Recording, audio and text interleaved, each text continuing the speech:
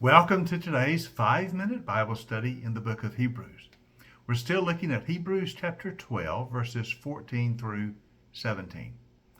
We've been looking at this paragraph for a couple of days now. And though it's a short paragraph, in it we see that the author of Hebrews gives us some vital advice about living the life of faith. We've already seen that he's told us to pursue a life of peace and a life of holiness.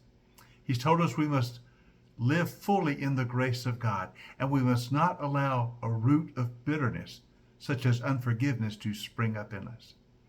And now in verses 16 and 17, he tells us we must avoid immorality, the sin of immorality, and we must avoid a godless lifestyle.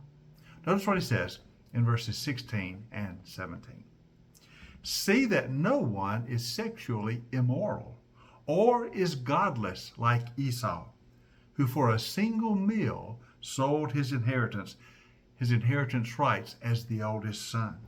Afterward, as you know, when he wanted to inherit the blessing, he was rejected. Even though he sought the blessing with tears, he could not change what he had done. Now, two things are mentioned in these two verses. First, we are told to avoid immorality.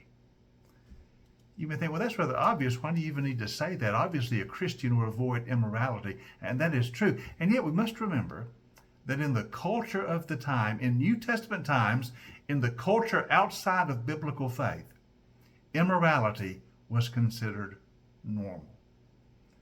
Immorality was so commonplace in New Testament culture that it was considered normal activity. They didn't even think of it as immorality. They just thought of it as normal. So those who followed biblical faith were completely different because they knew that God did not approve of that immoral behavior. And so the author of Hebrews reminds them, you are a different kind of people. You don't live in the same way the culture around you lives. You don't engage in immoral activity. That is wrong in the eyes of God. And even though all the culture may be doing it, as God's people, you avoid it. And so the word here in Hebrews, as throughout the Bible, is very strong. God's people must live moral and upright lives. But also then the second thing he mentions in these verses is don't live as though you were godless. Don't live as though God is absent from your life. And notice he uses Esau as an example. We go back to the Old Testament, and you remember the two brothers, Jacob and Esau. They were twin brothers born to their father Isaac and their mother Rebekah. Now, you recall that when they were young men, Esau had been coming in from the fields one day. He had been out hunting. He was hungry. And Jacob was fixing some stew. He was cooking. And Esau was so hungry, he said, give me some of that stew to eat. And Esau said, I'll sell it to you for your birthright. You see, though they were twins, Esau was born first, so he was the older brother.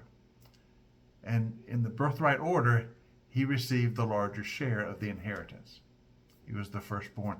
Jacob said, sell me your birthright for this bowl of stew. And Esau did. Now, the author of Hebrews calls that godless.